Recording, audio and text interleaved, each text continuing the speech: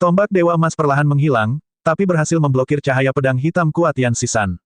Setelah semua fenomena misterius lenyap seperti asap, Diwuk berkata dengan tenang, Yan Sisan, cara pedang pembunuhmu masih belum mencapai kesempurnaan. Anda masih terjebak pada tahap kondisi mental. Apapun yang kamu lakukan, itu akan sia-sia. Yan Sisan melirik gadis ras dewa berambut putih di depannya. Dia tersenyum agak bingung dan berkata, Diwuk, kamu benar-benar menarik. Kenapa kamu tidak berani melawanku dengan benar? Mengetahui bahwa aku tidak membunuh wanita, kamu berani bertindak tanpa rasa takut. Cahaya tak terbatas, yang memancarkan perasaan tak terduga, berkedip-kedip di kedalaman mata Diwuk. Dia mendongak dan membalas, karena kamu sudah mengetahui kelemahanmu, mengapa aku harus mengatakan lebih banyak? Kamu dan aku akan bertarung cepat atau lambat. Namun, sekarang bukanlah waktu yang tepat. Cara pedang pembunuhmu belum mencapai kesempurnaan, dan kamu baru mulai menyesuaikan diri dengan pedang es surgawi. Tanyakan pada dirimu sendiri, apakah kamu benar-benar yakin bisa melawanku dengan kekuatan penuh? Saat Diwuk berbicara, cahaya tak terbatas di kedalaman matanya sepertinya memikat hati semua orang. Itu menunjukkan kekuatan yang luar biasa dan tak terduga. Meskipun Diwuk tidak bergerak sama sekali sejak awal, hal itu memberikan tekanan yang lebih kuat. Gadis yang menghalangi Yan Sisan berkedip dengan cahaya terang. Aura murni dan ilahi menyebar. Cahaya keemasan berkedip di dahinya saat keinginan cahaya tercurah. Riak muncul pada pegas di bawahnya. Tombak dewa yang panjang bergerak ke sekeliling gadis itu, siap memblokir Yan Sisan kapan saja. Yan Sisan menyarungkan pedangnya dan dengan lembut melayang ke bawah, kembali ke posisi semula. Kemudian dia duduk bersila di dalam mata air dan terus menyerap esensi mata air ilahi embun surgawi, tidak menyibukkan dirinya dengan hal lain. Manusia lain mau tidak mau saling bertukar pandang. Diwuk bahkan berhasil membujuk Yan Sisan mundur. Apakah mereka masih punya kesempatan? Dari 3.000 alam besar, ras dewa mengendalikan 1.000 alam, 2 kali lipat dari ras lainnya. 10.000 tahun setelah Kaisar Azure jatuh, ras dewa kembali mencapai puncaknya. Ras kuat ini, yang bukan berasal dari daratan Kunlun, sekali lagi mengungkapkan ambisi mereka. Penindasan mereka terhadap ras lain bukanlah sesuatu yang baru. Seorang Jiangxi dan yang lainnya bukanlah orang tanpa nama. Mereka sudah lama mendengar nama Diwuk. Jenius ras dewa ini adalah putra ilahi terkuat dalam 1.000 generasi gereja 1.000 dewa. Diwuk memiliki kekuatan yang tak tertandingi di antara generasi muda ras dewa. 13 penggarap ras dewa semuanya jenius dari ras dewa. Namun, mereka tetap tunduk sepenuh hati kepada Diwuk. Pemandangan seperti itu akan sulit dilihat di balapan lain. Ambil contoh manusia. Ketiga keturunan suci mungkin kuat dan terkenal, tetapi An Jiangxi, Sui Lingling, dan yang lainnya tidak akan pernah tunduk kepada mereka dengan sukarela. Sekarang Diwuk ingin mengusir mereka bingung. Diwuk berkedip lembut dan berkata, masih belum pergi. Waktu terbatas. Jangan uji kesabaran saya. Bai Wuxue menatap Diwuk dengan dingin. Lalu dia mengatupkan giginya dan meninggalkan mata air. Seorang Jiangxi menggelengkan kepalanya tanpa daya dan pergi juga. Segera, selain 3 keturunan suci dan Yan Sisan, hanya Xiao Chen dan Sui Lingling yang tersisa. Sui Lingling membalik tangan kirinya, dan busur ungu muncul di genggamannya. Sebuah panah berwarna merah menyala yang belum pernah terlihat sebelumnya muncul di sebelah kanannya, itu terlihat sangat memikat dan indah. Ekspresi Diwuk sedikit berubah, dan dia berkata, Sui Lingling, kamu berniat melawanku. Sui Lingling tersenyum lembut dan menjawab, apakah ras dewa itu luar biasa? Dalam beberapa tahun terakhir, meskipun saya tidak menembak jatuh 1.000, saya menembak jatuh setidaknya 500 di antaranya. Saya tidak keberatan menumpahkan lebih banyak darah hari ini. Membunuh. Diwuk dengan dingin mengucapkan satu kata dan kembali diam. 13 pemuda ras dewa semuanya melangkah maju bersama. Kemudian, mereka menghunus pedang emas mereka sekali lagi dan membentuk kembali pedang Qi yang besar itu. Musik yang bergema dan bijaksana menyebabkan tulisan suci mengalir pada pedang besar Qi. Saat terbang ke depan, pedang Qi membelah pegas di bawah menjadi 2. Wajah Sui Lingling menunduk saat dia menarik busurnya. Keinginan apinya mulai melonjak. Gumpalan api sejati matahari yang mendalam menutupi seluruh tubuhnya. Xiao Chen, yang menutup matanya sambil memancarkan cahaya redup, tidak membuang waktu berkultivasi, tiba-tiba membuka matanya dan berkata dengan acuh tak acuh, kakak senior pertama, izinkan aku. Ketika dia melihat pedang emas besar Qi terbang di atasnya, dia mengedarkan energinya untuk seni nada naga. Roh bela diri Azure Dragon dalam dantiannya melompat keluar dan bergabung dengan intisarinya. Kemudian terbentuklah gambar naga berwarna biru yang dengan cepat berenang di dadanya. Kekuatan luar biasa perlahan terakumulasi, menumpuk hingga dada Xiao Chen terasa seperti akan meledak kapan saja. Lautan kesadarannya melonjak, dan energi mentalnya terus terkuras. Lalu dia meraung dengan ganas ke arah pedang emas besar Qi yang terbang ke arahnya. Nada naga yang melonjak yang mengandung energi mental Xiao Chen menghasilkan pusaran air dan segera menyebar. Bang, bang, bang, suara itu menarik air ke atas, memunculkan layar besar. Naskah ilahi yang dibentuk oleh energi mental dalam pedang emas Qi yang terbang di atasnya segera hancur. Huci, huci, pedang besar Qi tersebar sedikit demi sedikit. Pada saat ia seharusnya mencapai Xiao Chen dan Sui Lingling, ia sudah lenyap sama sekali.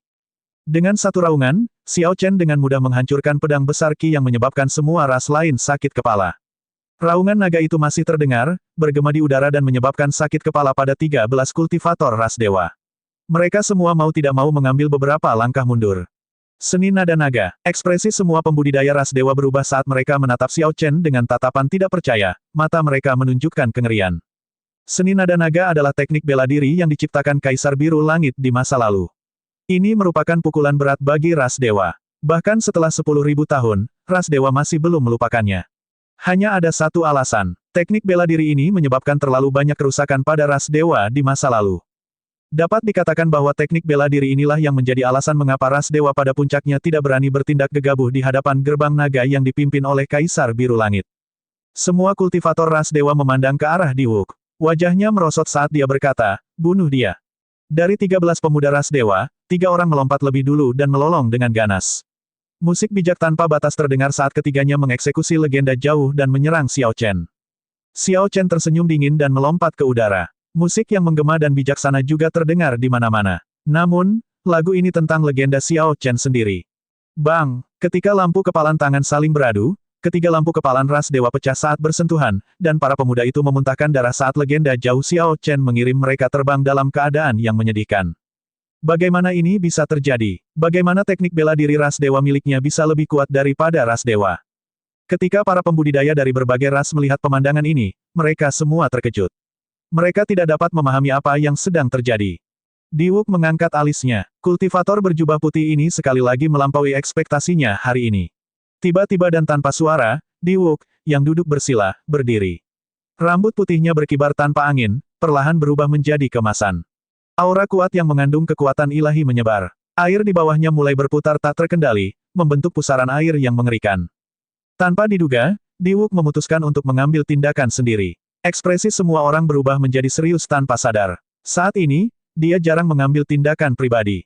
Namun, setiap kali Diwuk mengambil tindakan secara pribadi, tanpa kecuali, hasilnya tragis. Ketenarannya di daratan Kunlun bukan karena kesombongannya. Kenyataannya, di dunia yang penuh dengan orang jenius, di mana kekuatan berkuasa, jika seseorang tidak benar-benar kuat, seseorang tidak dapat memaksa orang lain mundur hanya dengan beberapa kata seperti yang dilakukan Diwuk. Gemuruh. Tepat pada saat ini, seluruh gunung Kunlun mulai bergetar hebat. Suara yang bahkan lebih dahsyat dari guntur terdengar di atas.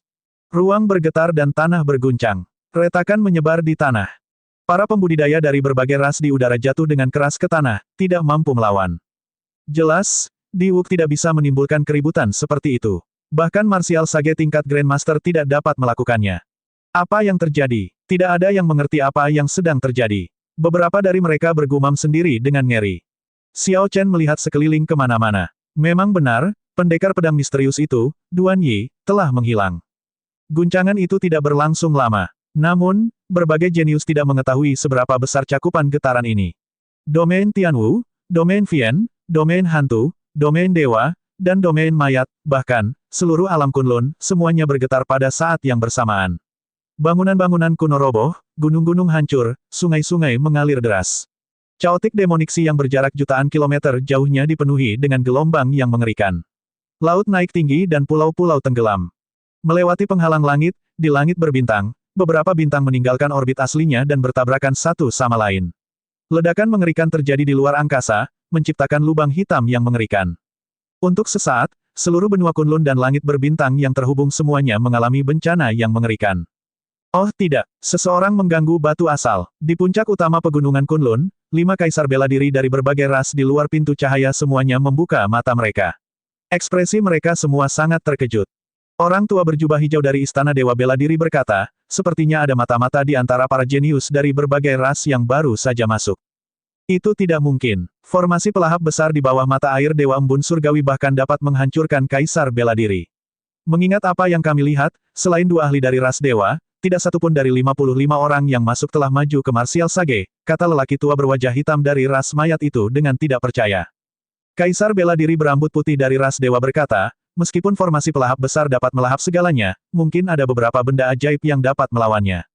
Kita harus membuka segelnya dan melihatnya. Setelah itu, kita akan tahu pasti. Kelima kaisar bela diri tidak bingung. Pertama, mereka semua sangat percaya pada formasi Grand Devouring. Mereka percaya bahwa makhluk itu telah melahap orang yang sangat berani itu sampai pada titik di mana dagingnya tidak lagi tersisa.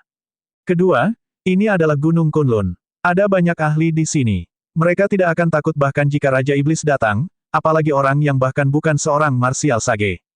Kelimanya mengeluarkan segel suci lagi dan mulai melepaskan segel pintu cahaya lapis demi lapis. Jauh di atas Gunung Kunlun, satu laki-laki dan satu perempuan masih tersembunyi di celah spasial. Ketika mereka melihat lima kaisar bela diri membuka segelnya lagi, mereka tidak bisa menahan senyum. Dengan lebih dari 100 segel, jika mereka tidak membukanya secara pribadi, salah satu Raja Iblis akan terjebak di sana, tidak bisa keluar. Haha, ini seperti dugaanku sejak lama. Mari kita tunggu dia keluar. Apakah kamu sudah menyiapkan formasi transposisi pesawat? Itu sudah disiapkan. Aku hanya menunggu dia keluar. Tanda hubung tanda hubung tanda hubung. Di dalam mata air Dewa Embun Surgawi, getarannya telah berhenti. Namun, semua orang masih kaget dan bingung, tidak yakin apa yang terjadi. Mendeguk, mendeguk, untaian gelembung meledak ke permukaan di tengah mata air, menarik perhatian semua orang. Kecepatan kemunculan gelembung perlahan meningkat, akhirnya menjadi sangat cepat. Ekspresi semua orang tenggelam, dan semua pembudidaya di dalam air melompat keluar untuk menunggu di udara, dengan tenang mengedarkan energi mereka. Pilar air melesat ke udara dengan ledakan yang keras. Sesosok tubuh dalam keadaan menyedihkan muncul di puncak pilar air, terjatuh. Pilar air meledak dengan kekuatan yang luar biasa, melemparkan orang ini ke atas. Kemudian, dia dengan cepat terjatuh kembali dan mendarat dengan cipratan emas yang besar. Xiao Chen melihat dengan sangat hati-hati. Pakaian yang dikenakan sosok ini sama dengan pakaian pendekar pedang misterius, Duan Yi, yang telah dia perhatikan sejak lama. Tangan kiri sosok itu terkepal erat seperti sedang menggenggam sesuatu yang luar biasa. Meski benda tersebut tidak terlihat jelas, cahaya keluar dari sela-sela jarinya. Lebih jauh lagi, berdasarkan seberapa erat sosok itu mencengkeramnya, sekilas orang dapat mengetahui bahwa itu adalah benda yang luar biasa. Ketika Xiao Chen berhasil melihat wajah orang ini, murid-muridnya tidak bisa menahan diri untuk tidak berkontraksi. Dia berseru kaget, Chu Chaoyun. Chu Chaoyun menyentuh wajahnya dan mengungkapkan ekspresi pemahaman yang tiba-tiba. Dia tersenyum dan berkata, saya hampir lupa. Menelan Void Jade Pendant juga meniadakan penyamarannya. Saudara Xiao Chen, sudah lama sekali. Tidak banyak hal di dunia ini yang benar-benar dapat membuat Xiao Chen takjub. Bertemu Chu Chaoyun secara tak terduga di sini adalah salah satunya. Dia sudah sekitar 2 tahun tidak bertemu Chu Chaoyun, sejak pertempuran terakhir kompetisi pemuda 5 negara. Chu Chaoyun adalah lawan yang meninggalkan kesan terdalam pada Xiao Chen di alam kubah langit. Awalnya, Xiao Chen berpikir bahwa dia tidak akan bertemu dengannya lagi di jalur kultivasinya. Namun, perjumpaan dalam hidup selalu dipenuhi dengan banyak kebetulan. Xiao Chen tidak menyangka akan bertemu Chu Chaoyun di mata air Dewa Embun Surgawi di Gunung Kunlun di alam Kunlun. Terlebih lagi, sekarang sudah jelas bahwa Chu Chaoyun tidak masuk menggunakan rute normal. Dia pasti ada hubungannya dengan keributan aneh tadi. Tatapan Diwuk menyapu benda misterius di tangan kiri Chu Chaoyun. Lalu dia berkata, serahkan benda itu di tanganmu. Aku bisa merasakan aura dunia iblis jurang dalam pada dirimu. Bagaimana kamu bisa menyelinap ke sini? Chu Chaoyun tersenyum dan berkata dengan tenang, haha. Hidungmu agak sensitif, sama seperti anjing yang kumiliki di rumah. Wajah Diwuk merosot, tapi ekspresinya tetap tenang. Dia mengabaikan ejekan Chu Chaoyun dan berkata, orang ini pastinya adalah mata-mata iblis. Dia pasti memiliki tujuan tersembunyi dalam memasuki mata air ilahi embun surgawi. Tangkap dia. 13 jenius ras dewa berteriak dan memancarkan cahaya terang. Hukum petapa surgawi emas menari di belakang mereka. Ketika terhubung, hukum petapa surgawi mereka tampak seperti lautan emas yang tak terbatas. Bangsa para dewa bangkit dari laut. Banjir cahaya keemasan terpancar dari dalam negeri. Musik yang membawa keberuntungan dan damai namun secara ajaib bijaksana datang darinya, seperti nyanyian pujian yang bergema tanpa henti. 13 kultivator ras dewa tampak seperti jenderal dan tentara dewa, masing-masing mengedarkan energi mental mereka yang sangat besar. Kemudian mereka menggabungkannya dengan tubuh fisik mereka untuk mengeksekusi teknik bela diri ras dewa emas. Bangsa dewa, pedang yang tak bisa dipadamkan. Bangsa dewa, tombak abadi. Bangsa dewa, perisai agung. Bangsa dewa, tombak ilahi. Ini sepertinya merupakan kombinasi teknik bela diri. Mereka menghubungkan hukum sage surgawi mereka, membentuk fenomena misterius bangsa para dewa, dan kemudian melepaskan teknik mereka satu persatu. Mereka tampak terpencar-pencar, namun berasal dari negara yang sama menghubungkan aura mereka. Ketika Xiao Chen melihat ini, dia berpikir keras. Teknik bela diri ras dewa benar-benar membuka mata. Sepertinya ras dewa punya alasan bagus untuk bisa mendominasi kemanapun mereka pergi. Namun, mata Chu Chaoyun tidak menunjukkan kepanikan. Dia masih memiliki tampilan yang tenang dan acuh tak acuh seperti sebelumnya, tampilan yang mengatakan bahwa meskipun langit runtuh, dia akan menemukan cara untuk menopangnya. Teknik bela diri yang sangat menarik. Namun, itu tidak cukup untuk menghentikan saya. Pedang putih muncul di tangan kanan Chu Chaoyun. Pedang ini memiliki tulisan jimat kuno yang terukir di atasnya. Mata kiri Chu Chaoyun menjadi terang saat cahaya keemasan memancar. Mata kanannya menjadi gelap, hitam pekat seperti tinta. Tanpa diduga, dia memahami keinginan terang dan keinginan kegelapan secara bersamaan. Di belakang Chu Chaoyun, cahaya warna-warni terang dan ki hitam tak terbatas dengan cepat bergabung, membentuk aura kekacauan mendasar seperti ketika dunia baru saja dimulai. Dia menggabungkan keinginan terang dan keinginan kegelapan. Salah satu pembudidaya di udara berseru. Terang dan gelap secara alami saling bertentangan. Sungguh luar biasa bahwa Chu Chaoyun dapat memahami dua keinginan ini pada saat yang bersamaan. Tanpa diduga, dia bahkan menggabungkannya, ini benar-benar menantang surga. Pedang Dao Abadi, jurus pertama, asal mula cahaya. Teriak Chu Chaoyun. Dia menggoyangkan pergelangan tangannya, menusukkan pedangnya ke depan. Cahaya lembut terpancar dari pedangnya saat bergerak menuju gabungan teknik bela diri dari para pemuda ras dewa. Pancaran cahayanya tidak lagi terlihat lembut. Namun, sepertinya itu agak cocok dengan Dao yang agung. Kemanapun cahaya yang lewat seolah kembali ke asalnya. Teknik bela diri yang dikirim oleh 13 pemuda ras dewa semuanya terurai secara diam-diam. Ketika cahaya itu menyapu, cahaya ilahi pelindung pada mereka menghilang seluruhnya. Gelombang tinggi terbentuk di lautan hukum sage surgawi di belakang para pemuda ras dewa. Bangsa para dewa terombang-ambing seperti perahu kecil di atas ombak, tampak seperti akan hancur kapan saja. Ekspresi Diwuk berubah menjadi sangat serius. Fenomena misterius bangsa para dewa itu mengandung sumber energi mental dari 13 pemuda. Jika hancur, budidaya mereka akan mengalami kerusakan parah. Bangsa dewa, tak terkalahkan, tak bisa dipadamkan, dan tak bisa dipecahkan. Diwuk menunjuk, dan gambar dewa turun dari atas. Kemudian ia mengangkat tangannya pada saat yang sama seperti dia, mengirimkan cahaya suci ke negara para dewa. Setelah ini, lautan emas menjadi stabil, dan negara yang bergoyang bangkit sekali lagi, memancarkan cahaya suci yang terang. 13 kultivator ras dewa mendapatkan kembali momentum mereka dan menyerang. Gambar dewa itu memancarkan kekuatan ilahi yang sangat besar. Begitu mendarat, semua penggarap di sekitar merasakan tekanan besar pada lautan kesadaran mereka. Ini terasa seperti hipnotis, pemaksaan keyakinan akan keagungan dewa dan cahaya yang tak terkalahkan. Hal ini membuat mereka ingin sujud dalam ibadah. Tekanan seperti itu mengejutkan Xiao Chen. Apakah pemilik gambar ini benar-benar dewa? Ao Jiao, yang berada di cincin roh abadi, tersenyum dan berkata, dewa tertentu. Itu hanyalah kaisar bela diri dari ras dewa yang menyebut dirinya dewa untuk menipu orang biasa, membuat mereka menyerahkan keyakinannya dan menjadi budaknya. Sangmu menebang banyak hal seperti itu di masa lalu. Melihat 13 pembudidaya dewa ras melanjutkan tugas mereka, Chu Chaoyun mengayunkan pedangnya sambil tersenyum. Kamu masih datang. Sayangnya, saya tidak punya banyak waktu untuk bermain dengan Anda. Ayo selesaikan ini sekarang.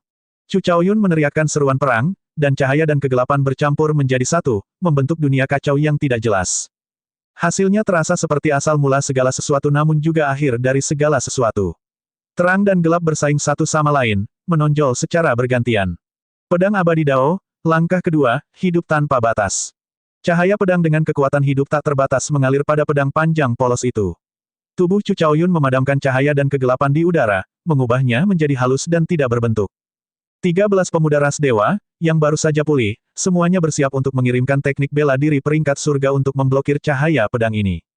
Pada akhirnya, mereka merasa ngeri saat mengetahui bahwa cahaya pedang ini sangat berbeda dalam kedalaman dan teknik dari teknik bela diri biasa. Saat senjata dari 13 pemuda ras dewa menyentuh cahaya pedang itu, kekuatan yang tersimpan di tubuh mereka untuk mengeksekusi teknik bela diri mereka melonjak dengan panik. Segera, jumlah energi yang mengerikan di dalam diri mereka membuat mereka pucat pasi. Teknik bela diri yang akan dieksekusi oleh 13 pemuda ras dewa diperkuat 10 kali lipat. Namun, mereka tidak dapat menyelesaikan gerakannya. Jika hal ini terus berkembang, maka akan terjadi ledakan yang sangat dahsyat. Bahkan negara para dewa di lautan emas di belakang para pemuda ras dewa mulai meningkat tak terkendali. Akhirnya, cahayanya menjadi seterang matahari, orang tidak bisa melihatnya secara langsung. Sambil mengerutkan kening, Diwuk dengan cepat membentuk segel tangan. Kemudian, Cahaya suci lainnya menghantam negara para dewa, yang segera pecah menjadi 13 berkas cahaya yang kembali ke lautan kesadaran para pemuda ras dewa. Chu Chaoyun merasa agak kecewa. Jika Diwuk sedikit lebih lambat, Chu Chaoyun akan mampu membuat negara para dewa itu meledak, menyelesaikan masalah ini untuk selamanya. Sepertinya mata dan reaksi Diwuk luar biasa dan sangat sulit untuk dihadapi. Tangan kiri Chu Chaoyun, yang memegang benda misterius itu, mengendurkan dua jarinya. Kemudian, dia mengetuk pedangnya sebelum memasang kembali jarinya. Bang, bang, bang, 13 ledakan hebat terdengar.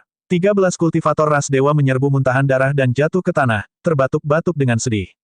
Setiap kali para pemuda ras dewa ini batuk, rasa sakit yang hebat menyiksa dada dan kepala mereka. Baju besi emas yang mereka kenakan telah dilenyapkan. Wajah mereka penuh luka sehingga tidak bisa dikenali, pemandangan yang mengerikan untuk dilihat.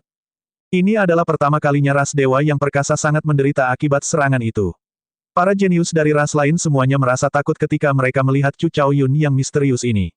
Ekspresi Diwuk tidak berubah. Kilatan cahaya muncul di kedalaman matanya. Tidak ada yang tahu apa yang dia pikirkan. Tiba-tiba, dia berkata, dia sedang memegang sepotong kecil batu asal di tangannya. Saat Diwuk mengatakan itu, ekspresi semua orang berubah.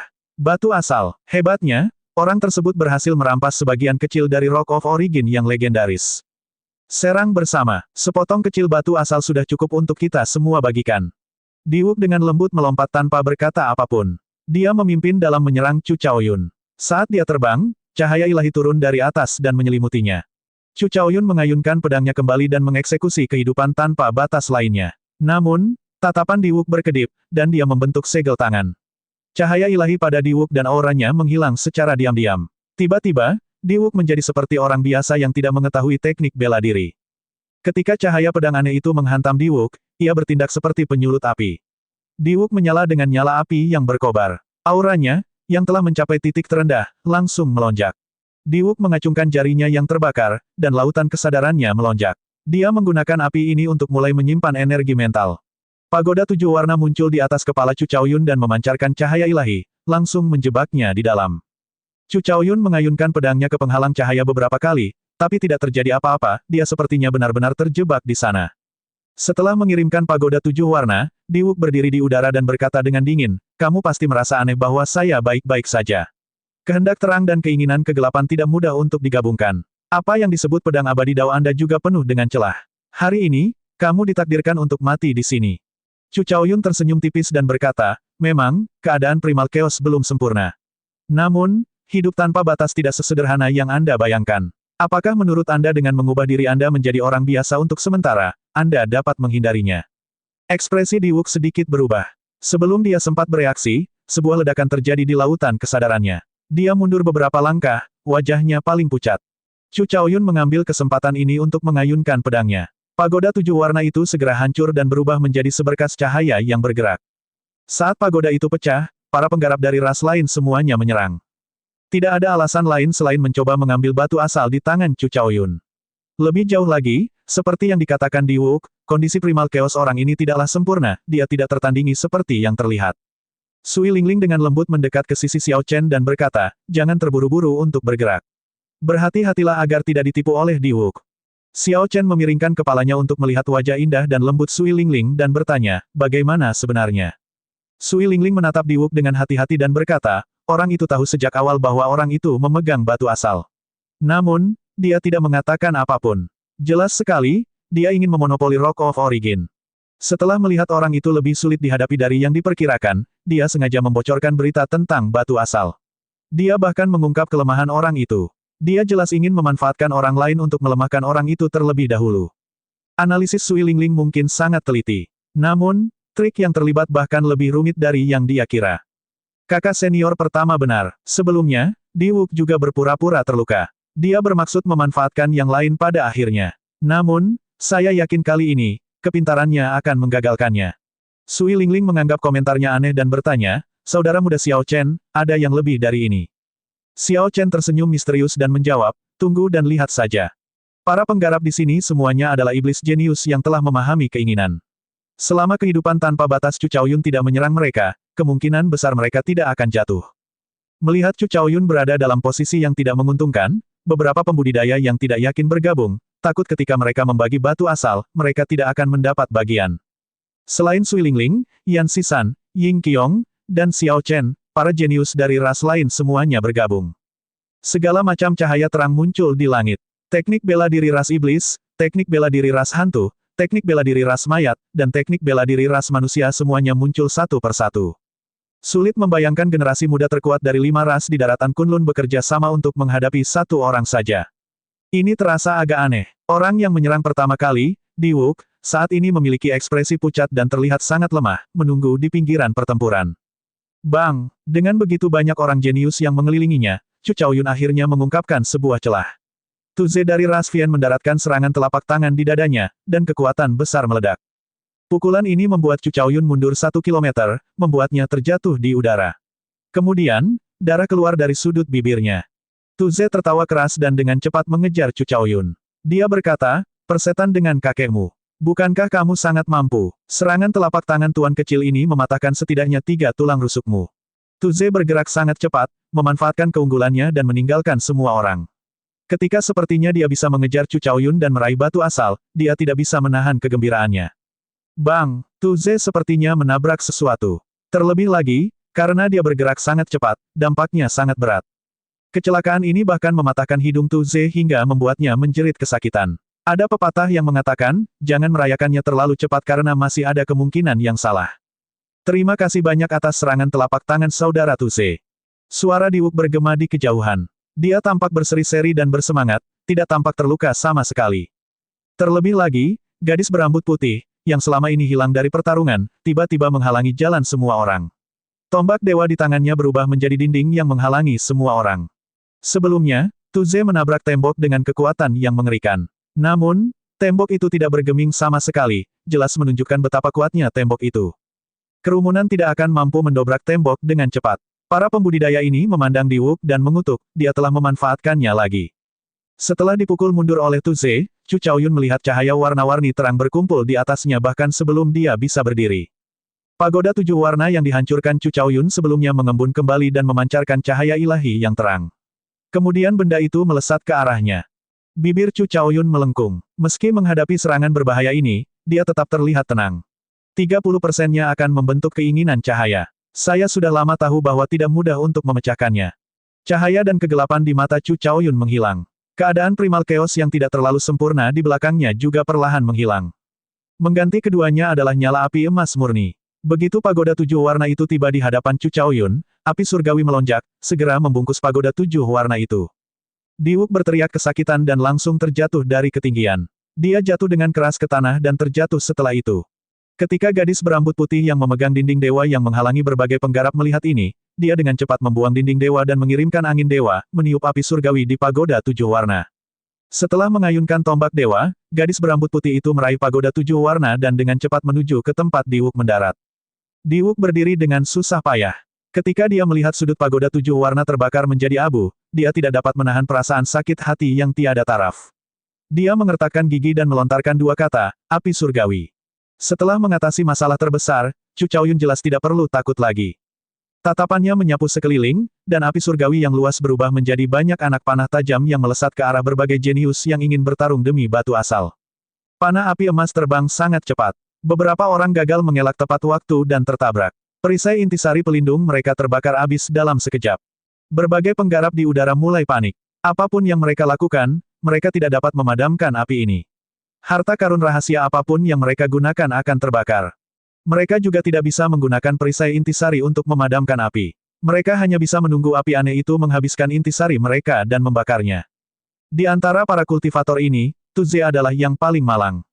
Tadi, saat dia menabrak tembok, dia sudah menderita sakit kepala. Sebelum dia bisa mengeluarkan perisai intisarinya, api membakar pakaiannya. Nyala api membakar rambut dan alisnya sepenuhnya saat dia berteriak di udara. Ketika dia melihat bahwa dia tidak dapat memadamkan api apapun yang dia lakukan, dia panik dan melompat ke mata air suci di bawah. Untungnya bagi Tu Ze, setelah dia menyelam ke dalam mata air dewa, api di tubuhnya langsung lenyap. Namun, seluruh pakaiannya telah berubah menjadi abu, membuatnya telanjang. Tu Ze kehilangan seluruh rambut, alisnya, dan bahkan cincin spasialnya. Adapun pakaiannya, itulah yang pertama kali pergi. Segera, kepala botak Tu Ze tenggelam ke dalam mata air ilahi, dia terlalu malu untuk menunjukkan wajahnya. Ketika para penggarap di udara melihat bahwa mata air ilahi ini efektif pada api emas, mereka juga melompat dengan cepat. Sekarang, ketika mereka melihat Chu Chaoyun, tidak ada yang berani menghalanginya. Tepat ketika semua orang berpikir bahwa tidak ada yang berani menyerang, sosok putih melayang ke udara dan memblokir Chu Chaoyun. Tentu saja, Xiao Chen ingin memperjuangkan batu asal juga, jadi dia tidak akan membiarkan Chu Chaoyun membawanya begitu saja. Adapun api surgawi yang sulit ditangani, meskipun yang lain tidak memiliki tindakan pencegahan terhadapnya, Xiao Chen masih cukup percaya diri. Selain itu hanya 1/10 dari api surgawi. Setelah Chu Chaoyun menggunakannya begitu banyak, tidak banyak yang tersisa. Lampu listrik meledak dari bawah kaki Xiao Chen, dan dia tiba sebelum Chu Chaoyun.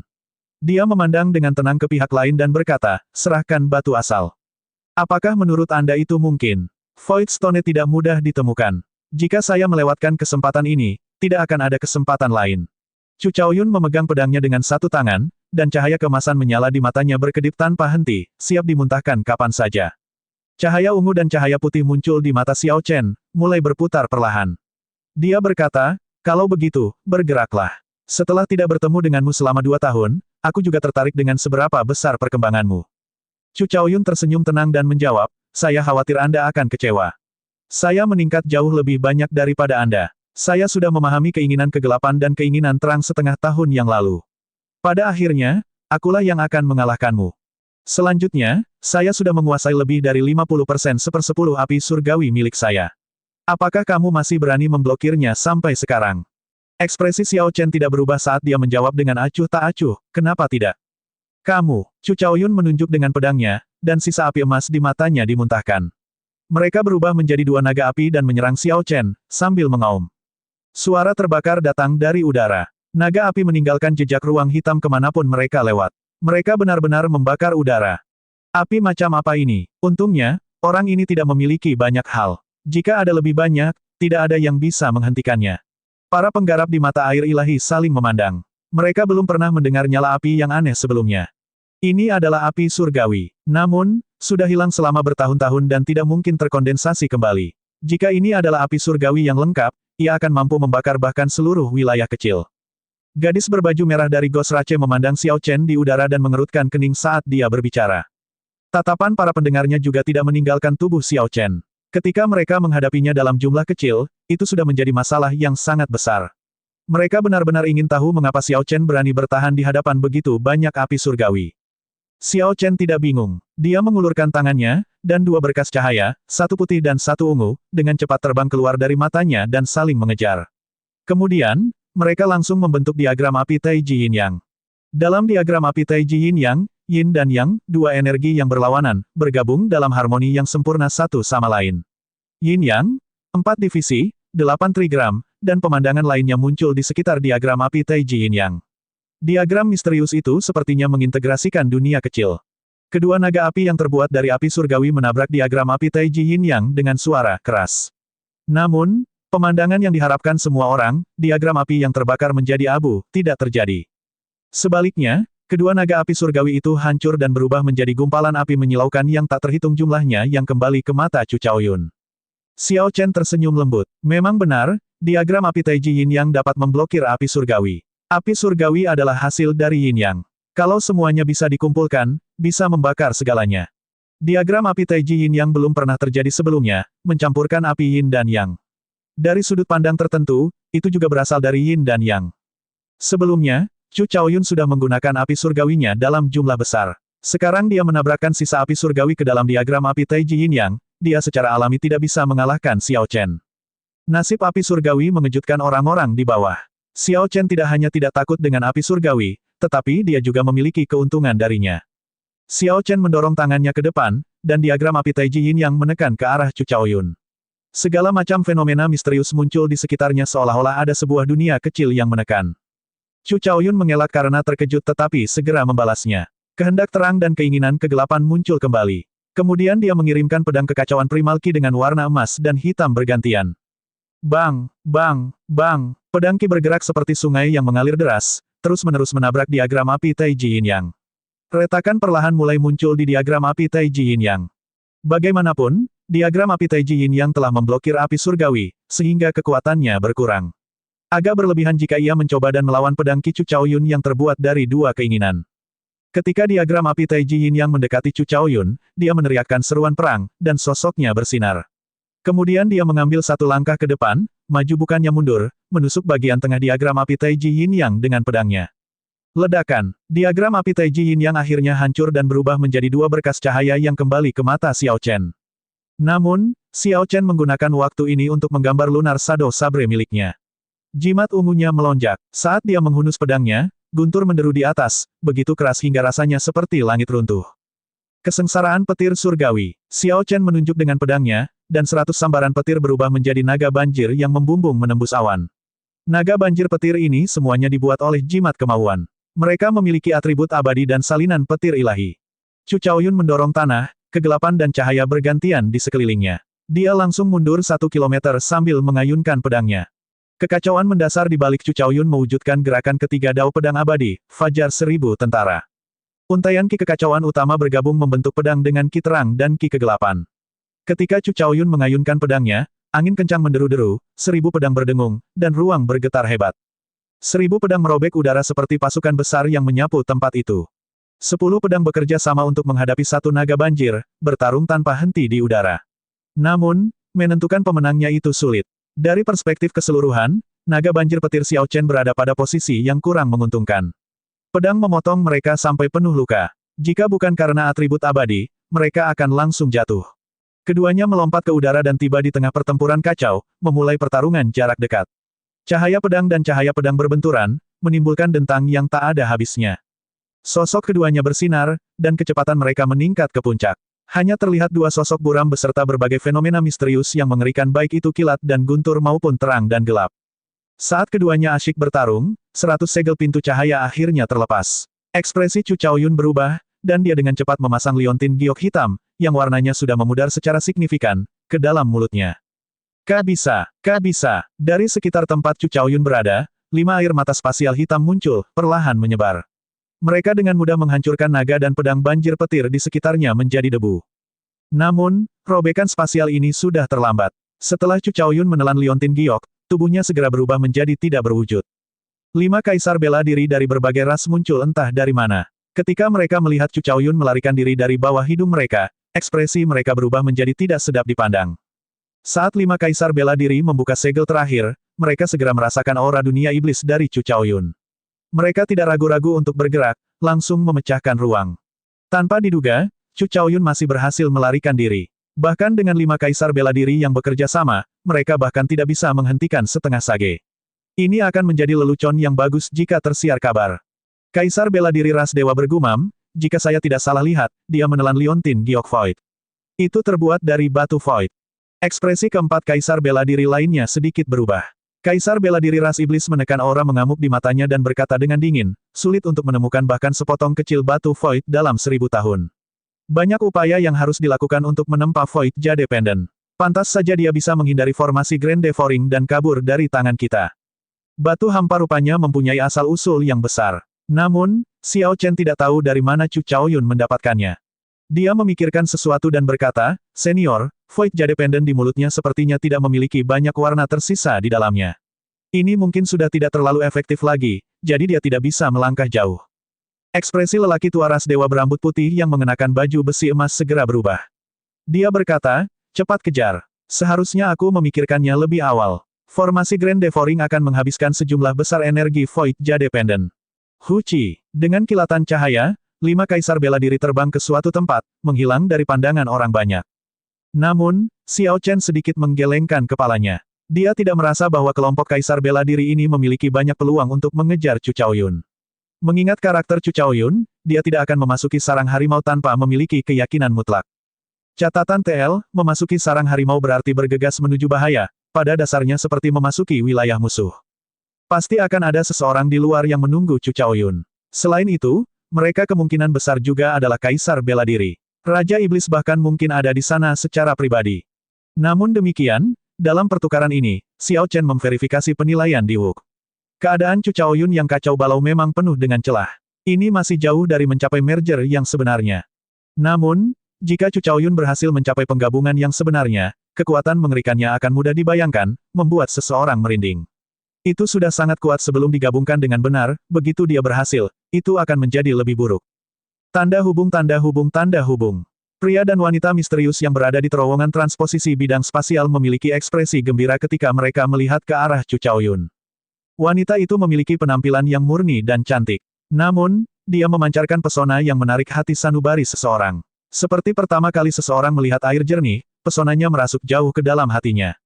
Jika seseorang terus memandangi wanita ini, tanpa sadar mereka akan tergila-gila. Pesona miliknya adalah pesona tak terbatas yang muncul dengan mudah, terlihat sangat alami, dan karenanya tidak dapat diblokir.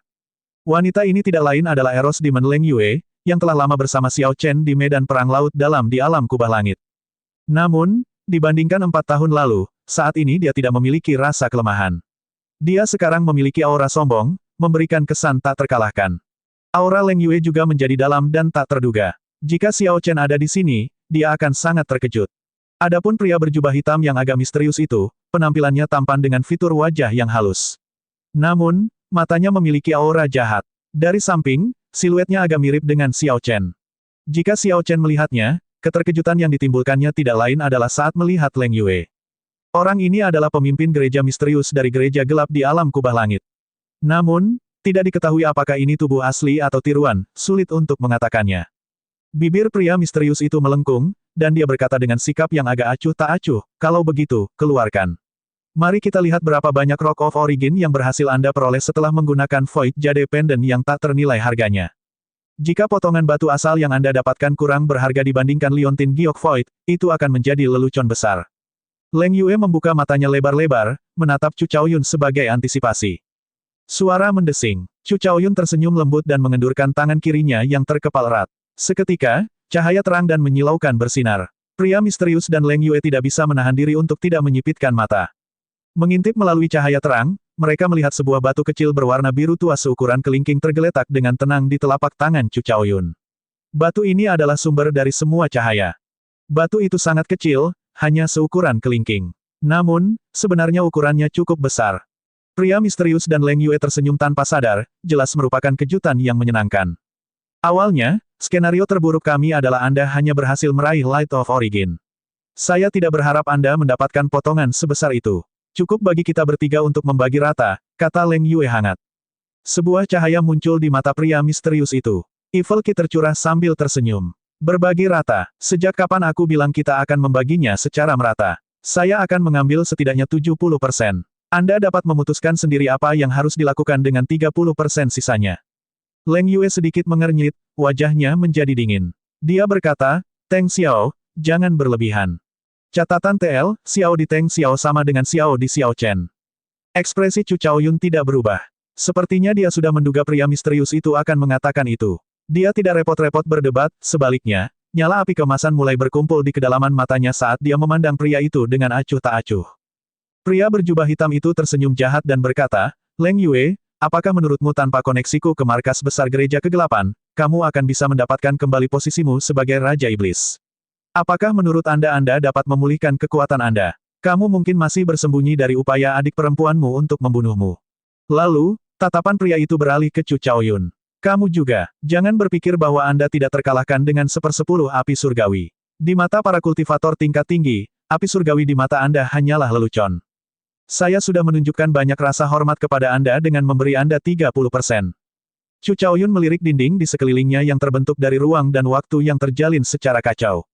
Dia berkata dengan santai, karena Anda tidak ingin membicarakan hal ini dengan benar, sebaiknya kita tidak membahasnya. Setelah Chu Chaoyun berbicara, dia mengayunkan tangannya dan melemparkan batu asal di tangannya ke dinding ruang waktu. Jika benda itu benar-benar mendarat di aliran ruang dan waktu, bahkan Kaisar Bela Diri pun tidak akan bisa mengambilnya kembali. Wajah pria berjubah hitam itu menunjukkan keterkejutan. Tindakan ini jelas sangat mengejutkannya. Sosoknya bersinar, dan tepat sebelum batu asal menyentuh dinding, dia menangkap batu itu dengan tangannya.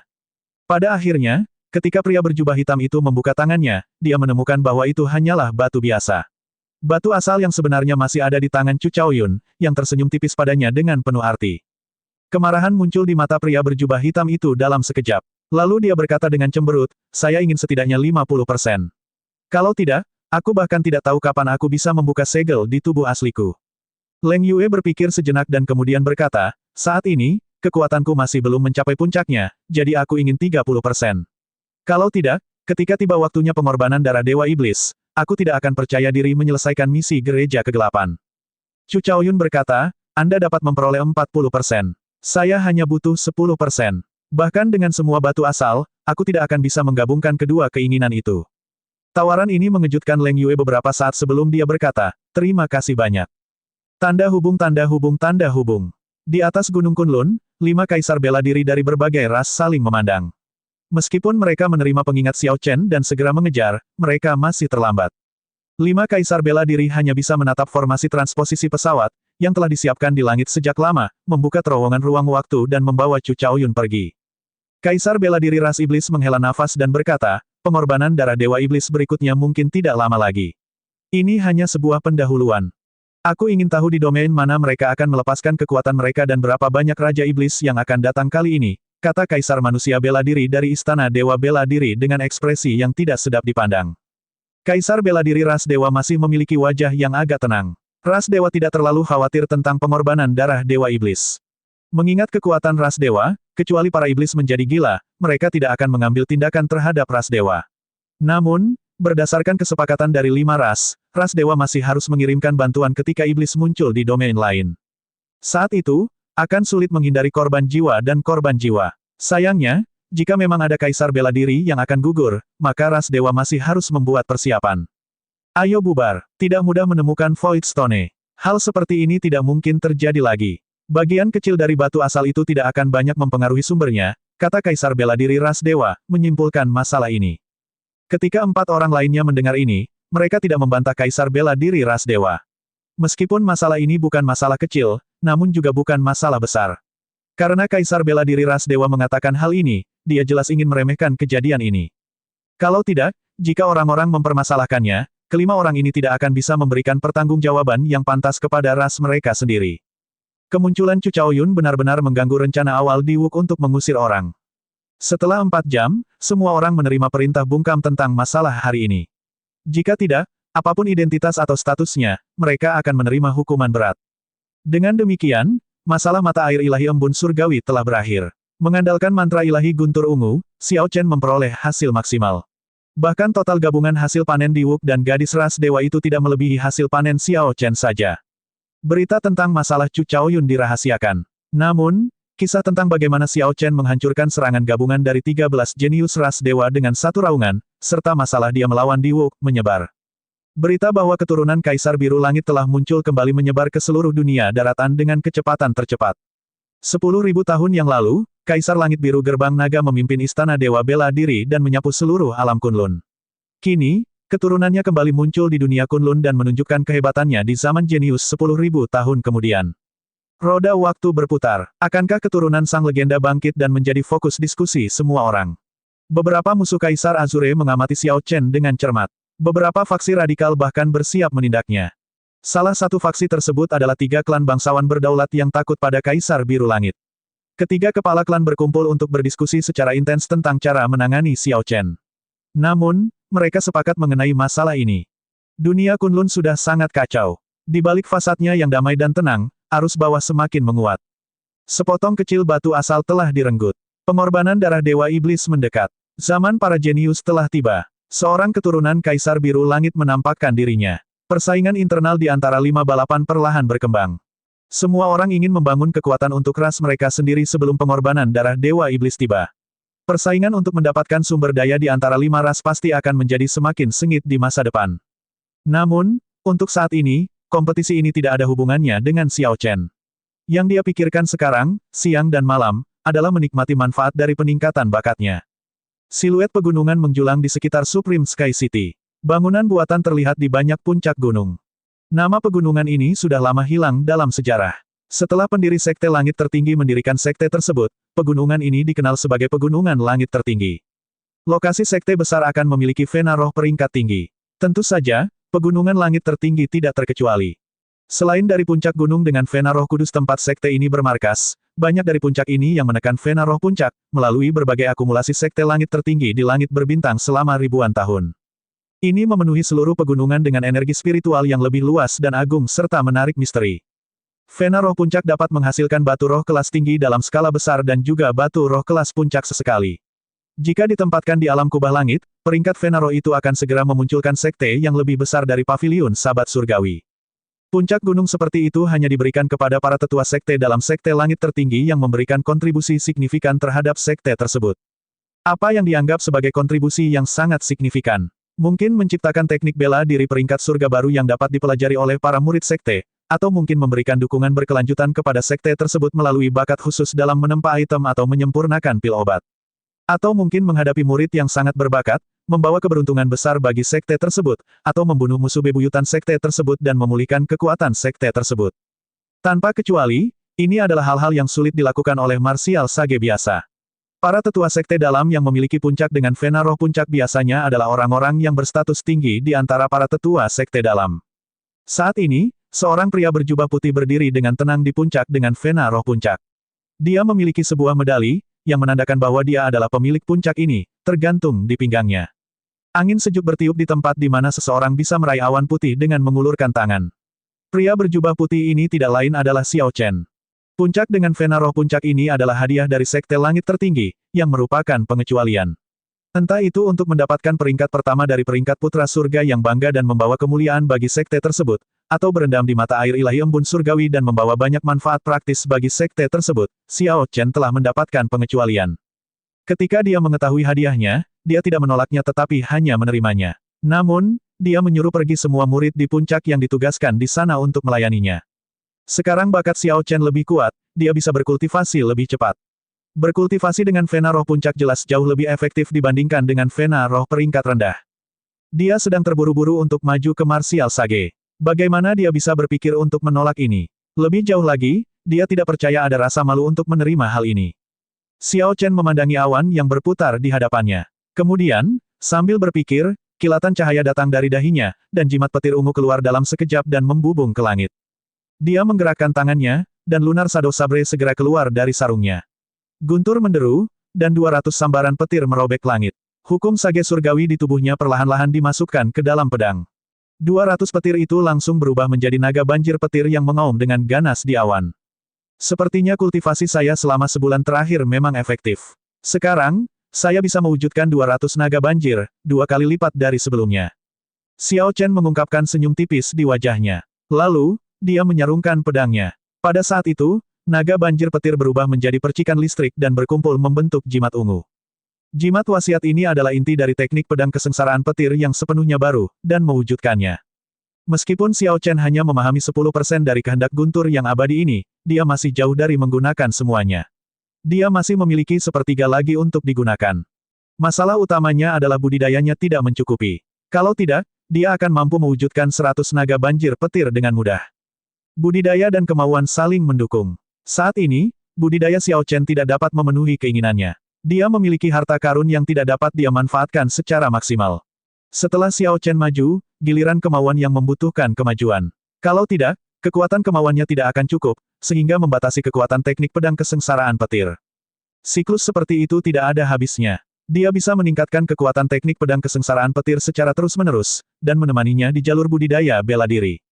Sekarang, Xiao Chen memiliki teknik pedang kesengsaraan petir sebagai teknik tambahannya, tebasan penakluk naga sebagai kekuatan utamanya, bersama dengan teknik pertarungan jarak dekat dari tubuh fisiknya, dan diagram api Taiji Yin yang sebagai kartu truf terbesarnya. Akhirnya, ia memiliki beberapa teknik bela diri yang mampu mengintimidasi penonton. Namun, dia merasa jumlah tersebut masih belum mencukupi. Jika dia mendapatkan teknik bela diri era kuno lainnya, dia bisa menggunakannya untuk menambah kekuatannya. Meskipun ada pepatah, menggigit lebih dari yang bisa dikunyah, memiliki lebih banyak kartu truf tentu saja akan lebih baik, selama dia bisa memahaminya dengan baik. Xiao Chen menutup matanya sekali lagi, menempatkan lunar shadow saber ke satu sisi dan masuk kembali ke kondisi kultivasi. Energi spiritual dalam kabut dan awan yang berasal dari vena roh puncak membentuk untaian cahaya 3 warna saat memasuki tubuhnya. Puncak gunung, sejuknya angin, awan berkabut, cahaya 3 warna, dan sosok putih bersila menghadirkan gambaran ketenangan dan ketentraman. Waktu perlahan berlalu. Saat Xiao Chen berkultivasi di puncak-puncak ini, budidayanya meningkat hari demi hari.